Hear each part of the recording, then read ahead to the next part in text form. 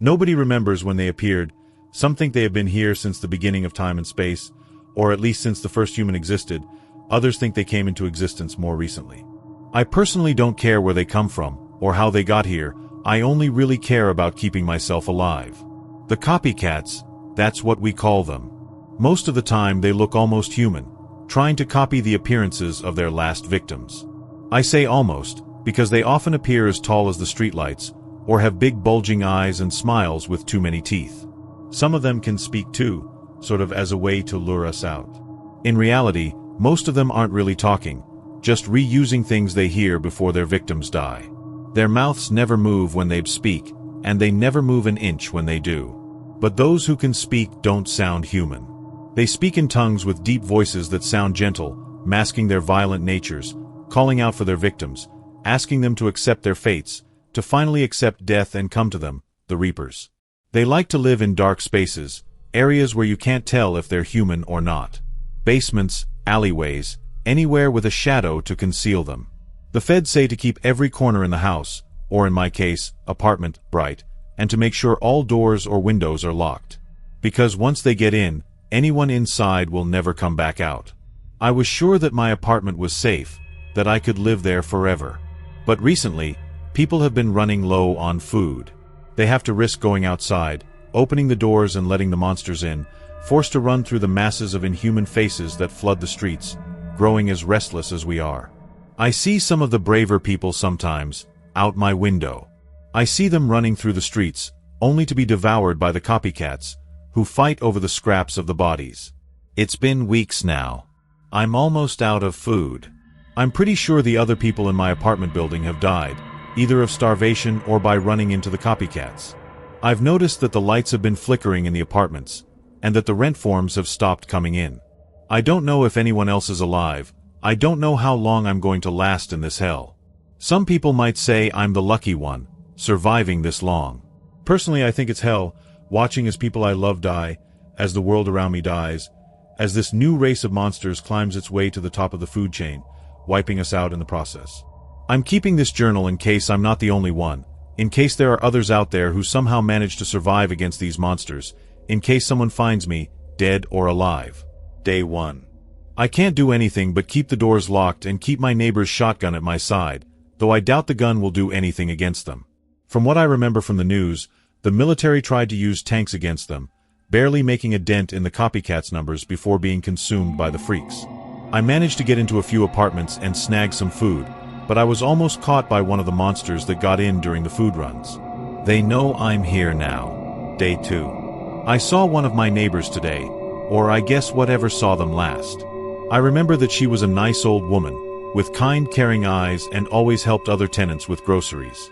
The kind of neighbor who would show up to your door when you first move in with a plate of cookies in hand. Now she was different, forced to become one of the worst disguises that I've ever seen a copycat use. She stood at around 7 to 8 feet tall, forced to crouch down to not touch the ceiling, and her face was rounded, wider than it should have been.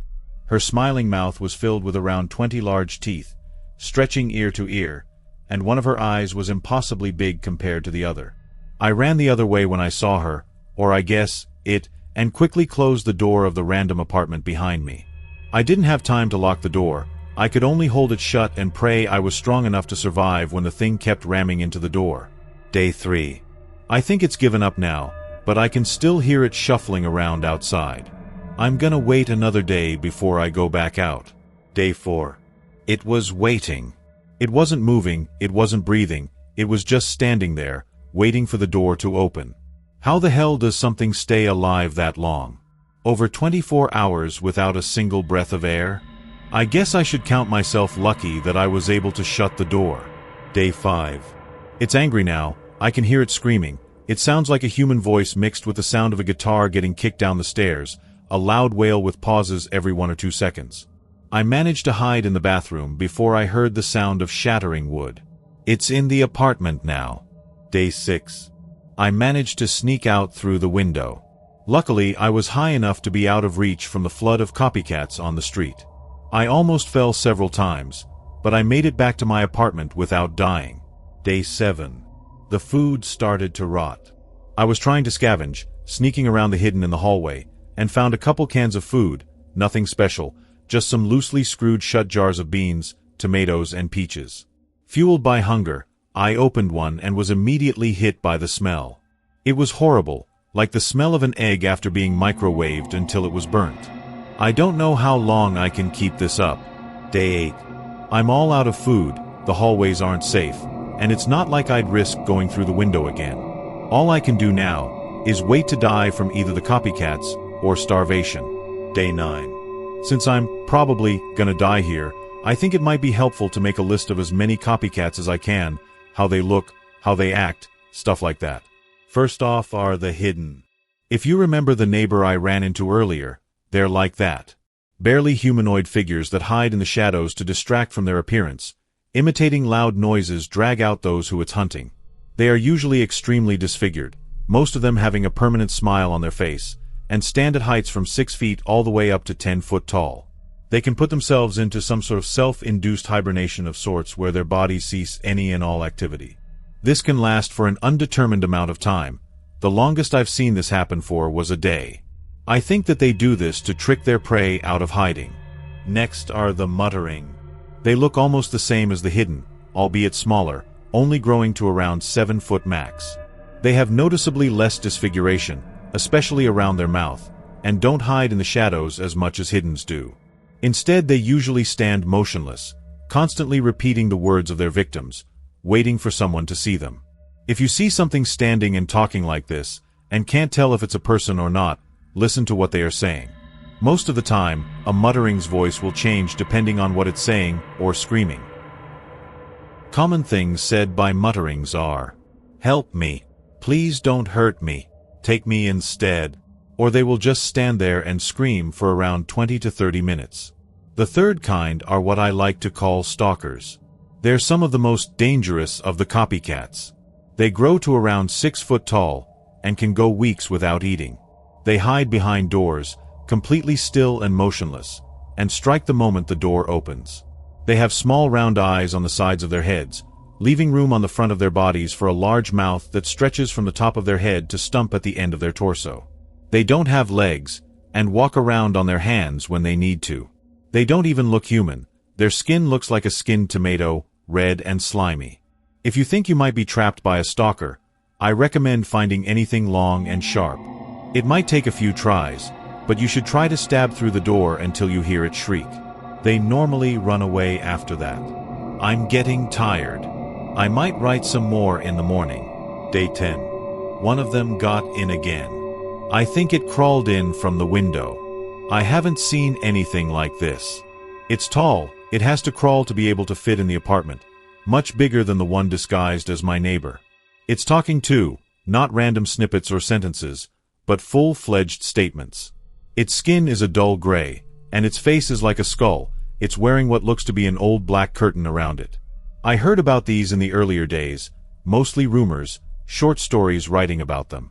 I thought they were fake publicity stunts by people trying to become famous, but this is real, a behemoth of a monster, staring me in the face. I can just barely make out some of its words. Why do you wait here? Why do you try and survive knowing that we are around every corner, when you know that you are the only one left, the one we've been watching for so long? What is it that fuels you? Is it hope, fear, or is it something else? Some primal instinct? An urge to survive when you know there is nothing you can do to stop us, all of us, from finding a way out of this hell? You were never surviving. We have been watching you all this time, studying you, copying you, learning from your actions. We have been keeping track of every move, sending one of our own to occasionally remind you of the hell you are in. You will never escape this, you will never survive this, because eventually when we run out of things to study about you, when we run out of things to copy, ways to scare and traumatize you, we will kill you. There is nothing stopping us from tearing this apartment to the ground, nothing stopping us from ripping through every hallway and room before finally finding and devouring you, body, mind, and soul. This is your prison, these halls are your cell, and we are your captors. Never forget that at any moment, any split second, we could destroy you the instant you stop being of interest to us. So every second, you better be moving, because the second you stop is the second that the thoughts you engrave in that little book you so desperately scribble and stop. And with those words, it left. It didn't attack, it didn't kill me, it crawled right back out of the window. I don't know how much time I have left, but I think I should focus less on writing all this down and more on finding out how to get out of here.